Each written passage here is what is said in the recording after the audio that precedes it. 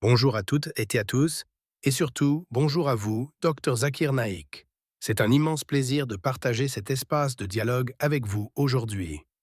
Je m'appelle Thomas Dubois, chrétien, passionné par les échanges interreligieux et profondément convaincu que le dialogue peut rapprocher les cœurs et enrichir nos compréhensions mutuelles.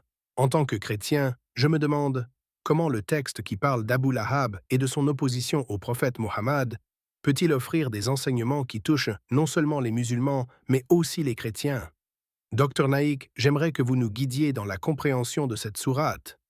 Quels enseignements tirez-vous de ce passage concernant la justice, la miséricorde et les leçons universelles qui peuvent être comprises au-delà de l'islam? Merci beaucoup, Thomas, pour cette introduction si chaleureuse et respectueuse. Je tiens à saluer également toutes les personnes présentes, musulmanes et chrétiennes, et toutes celles et ceux qui nous écoutent aujourd'hui. La sourate 111, Al-Masad, est un texte très court, mais sa profondeur est immense. Elle parle d'Abu Lahab, oncle du prophète Mohammed, paix soit sur lui, qui s'opposa farouchement au message de l'islam. Le texte dit « Périssent les deux mains d'Abu Lahab, et il périra lui-même. Sa fortune ne lui sert à rien, et tout ce qu'il a acquis sera inutile. Il brûlera dans un feu plein de flammes, et son épouse, la porteuse de bois, aura aussi un châtiment douloureux. Autour de son cou, une corde de fibres de palmier. » Coran 111, 1 à 5. Lorsque nous lisons ces versets, nous voyons plusieurs leçons universelles. Tout d'abord, il y a la question de la responsabilité individuelle. Abu Lahab a eu le choix d'écouter le message du prophète, mais il a persisté dans l'injustice et l'opposition. Cela nous rappelle que, quelles que soient nos ressources, notre richesse ou notre position sociale, nous sommes responsables de nos actes et de nos choix moraux. Deuxièmement, la sourate illustre la conséquence des actions. Les chrétiens connaissent bien cette idée. Dans la Bible, dans Galates 6:7, il est dit que Dieu ne se laisse pas moquer. Ce que l'homme sème, il le moissonnera. Le Coran exprime une idée similaire. Nos actions ont des conséquences et nous ne pouvons pas échapper à la justice divine. Ce n'est pas une menace, mais un rappel de l'équilibre universel. Troisièmement, nous voyons dans le texte une mention particulière de la femme d'Abu Lahab, décrite comme la porteuse de bois. Les commentateurs musulmans expliquent qu'elle participait activement aux actes de malveillance, en soutenant et en aggravant le mal autour d'elle. Ici, le message est assez clair. Nos actions, même indirectes, peuvent contribuer au bien ou au mal. Cela touche toutes les traditions religieuses. Dans le christianisme, la notion de responsabilité collective et de complicité morale est aussi présente. Enfin, la sourate 111 met en avant la puissance de la vérité et du message divin. Abu Lahab, malgré ses efforts pour nuire, ne pouvait empêcher la diffusion du message du prophète. Cela nous enseigne que la vérité, la justice et la guidance divine triomphent toujours à long terme. Cela peut inspirer chacun de nous à rester intègre, à chercher la vérité et à agir avec droiture, indépendamment des obstacles ou de l'opposition que nous pouvons rencontrer. Pour les chrétiens et les musulmans, cette sourate nous rappelle que la justice et la miséricorde vont de pair. Allah avertit, mais il offre aussi la guidance et la possibilité de se repentir. Même face à l'opposition la plus tenace, la lumière du message divin continue de briller. Si l'on prend le point de vue interreligieux, ce texte nous enseigne à réfléchir sur nos propres comportements et sur les attitudes que nous adoptons face à ce qui est juste ou injuste. Nous voyons que l'islam, tout comme le christianisme, valorise l'éthique, la responsabilité personnelle et la justice. Abu Lahab est un exemple extrême, mais l'enseignement dépasse les individus. Il nous invite tous à examiner notre propre vie, à éviter la malveillance et à cultiver la droiture. En conclusion, Thomas, la sourate 111, bien qu'elle parle d'un contexte historique précis, offre un message universel. La justice divine est inévitable, nos actions comptent, et la vérité finit toujours par prévaloir. Que l'on soit musulman ou chrétien, ces principes sont compréhensibles et applicables dans la vie quotidienne. Avant de passer à vos prochaines questions, je voudrais profiter de ce moment pour inviter tous ceux qui nous écoutent à s'abonner à la chaîne Lumière de la Vérité, à liker cette vidéo, à la partager avec leurs proches et à commenter Allah Akbar pour montrer leur soutien à la diffusion du savoir et du dialogue interreligieux. Continuons donc à explorer ce que la sourate 111 peut nous enseigner, non seulement aux musulmans, mais aussi à ceux qui suivent d'autres traditions comme le christianisme. Un autre point important à noter est la dimension éducative de ce passage. Abu Lahab et sa femme représentent l'opposition directe et consciente au message divin. Leur exemple n'est pas donné simplement pour juger ou condamner, mais pour nous enseigner.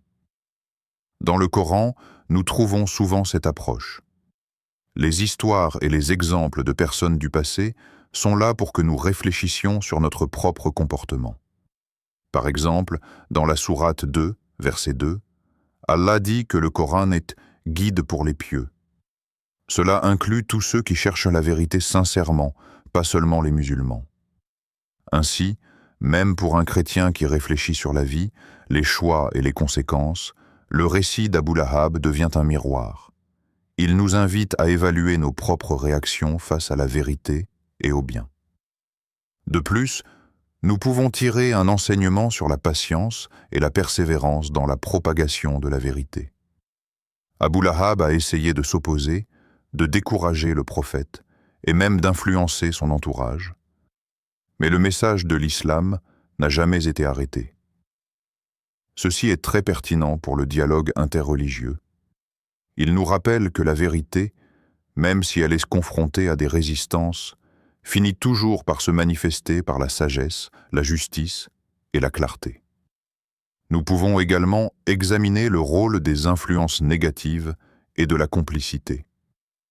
La mention de la femme d'Abu Lahab comme porteuse de bois symbolise ceux qui, par leurs actions ou leurs paroles, alimentent la malveillance. Cela peut être comparé à des attitudes humaines universelles que nous voyons dans toutes les sociétés. Certaines personnes encouragent le mal, parfois consciemment, parfois inconsciemment. Le Coran nous enseigne que chacun est responsable non seulement de ses actions directes, mais aussi de ce qu'il choisit de soutenir ou de propager. Un autre point fascinant est la manière dont le Coran aborde le thème de la justice sociale et divine. Abu Lahab était riche, puissant et influent, mais ses ressources ne l'ont pas protégé de la conséquence de ses actes. Cela rejoint le principe universel que ni la richesse ni le pouvoir ne peuvent servir d'échappatoire face à la justice. Dans le christianisme également, Jésus rappelle que il est plus facile à un chameau de passer par le trou d'une aiguille qu'à un riche d'entrer dans le royaume de Dieu. Matthieu, 19h24. Nous voyons donc un parallèle clair entre les deux traditions. Les ressources matérielles ne remplacent jamais l'intégrité, la droiture et la justice. De plus, la sourate 111 nous incite à réfléchir sur la communication et le comportement éthique dans nos relations. Abu Lahab et sa femme ne se sont pas seulement opposés en silence, ils ont activement cherché à nuire et à répandre l'injustice. En contraste, le Coran nous encourage à dialoguer avec respect et sagesse. Dans la sourate 16, verset 125, Allah dit « Invite au chemin de ton Seigneur avec sagesse et bonne exhortation, et discute avec eux de la meilleure façon. » Cela nous montre que même face à l'opposition, nous devons agir avec dignité et gentillesse, ce qui est un message applicable dans le dialogue interreligieux. Nous pouvons aussi tirer des enseignements sur la protection de la communauté et la vigilance morale. Abu Lahab était proche du prophète, mais ses intentions étaient destructrices. Cela nous enseigne à ne pas juger uniquement par les liens familiaux ou sociaux, mais à observer les actions et les valeurs de chacun. Cela peut guider tous ceux qui cherchent à créer des ponts entre différentes croyances. Il est essentiel d'évaluer les actes et les intentions, non seulement les titres ou les affiliations. Enfin, un aspect souvent ignoré est que la sourate 111 souligne l'importance de se concentrer sur ce qui est constructif. Le texte contraste clairement entre le destructeur et le bienfaiteur, le mal et le juste. Cela peut inspirer une réflexion personnelle sur ce que chacun de nous apporte dans le monde. Encourageons-nous le bien ou contribuons-nous, même involontairement, à la malveillance? Cette introspection est un pont universel pour toutes les traditions religieuses. Thomas, et tous ceux qui nous écoutent, si nous combinons ces enseignements, nous comprenons que la sourate 111 n'est pas seulement une histoire historique, mais un guide pratique. La justice divine prévaut, la responsabilité individuelle est fondamentale, et nos choix ont un impact durable. C'est un message qui dépasse les frontières de l'islam et résonne avec l'éthique chrétienne, la morale universelle et la sagesse humaine. Donc, lorsque nous analysons Abu Lahab, nous voyons un avertissement, mais aussi une leçon de sagesse. Restez droit, soyez attentifs à vos actions, utilisez vos ressources pour le bien, et rappelez-vous que le soutien actif à la malveillance, même par des paroles ou des actions indirectes, a des conséquences. Pour tout croyant sincère, qu'il soit musulman ou chrétien, ces principes sont une boussole morale et spirituelle. Nous pouvons même pousser la réflexion plus loin. En étudiant les exemples du passé, nous apprenons à construire un dialogue plus sain et plus respectueux aujourd'hui.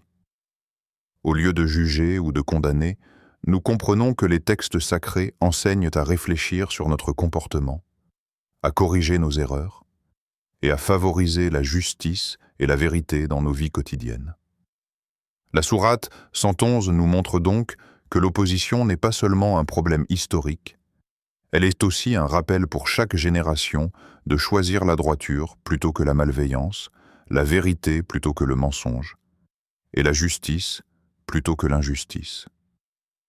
Et lorsque nous faisons cela, nous créons un terrain commun avec toutes les personnes de bonne volonté, quel que soit leur chemin spirituel. C'est pourquoi Thomas, même en parlant de quelque chose qui semble spécifique à l'islam, comme Abu Lahab, nous découvrons des valeurs universelles, responsabilité, justice, vigilance morale et importance du dialogue constructif. Ces enseignements peuvent rapprocher les croyances, nourrir la réflexion personnelle et encourager chacun à agir avec intégrité dans tous les aspects de sa vie. Et c'est exactement cela qui rend l'étude de ces versets si précieuse pour un dialogue interreligieux. Nous ne cherchons pas à convertir ou imposer, mais à éclairer, réfléchir et apprendre ensemble. Merci infiniment, Dr Zakir Naik, pour toutes ces explications claires et profondes. J'apprécie vraiment que vous ayez pris le temps de répondre à mes questions et de partager ces enseignements avec autant de patience et de sagesse. Qu'Allah te bénisse, cher professeur Dr Zakir Naik. Merci beaucoup, Thomas, pour vos paroles aimables et pour votre écoute attentive. C'est grâce à ce type de dialogue respectueux que nous pouvons apprendre les uns des autres et renforcer la compréhension entre nos communautés. Avant de conclure, je voudrais inviter tous ceux qui nous regardent à s'abonner à la chaîne Lumière de la Vérité, à aimer cette vidéo, à la partager avec vos amis et votre famille, et surtout à participer dans les commentaires pour continuer ce dialogue. Vos réflexions et vos questions sont toujours les bienvenues, car le partage du savoir est la meilleure façon de rapprocher les cœurs et les esprits.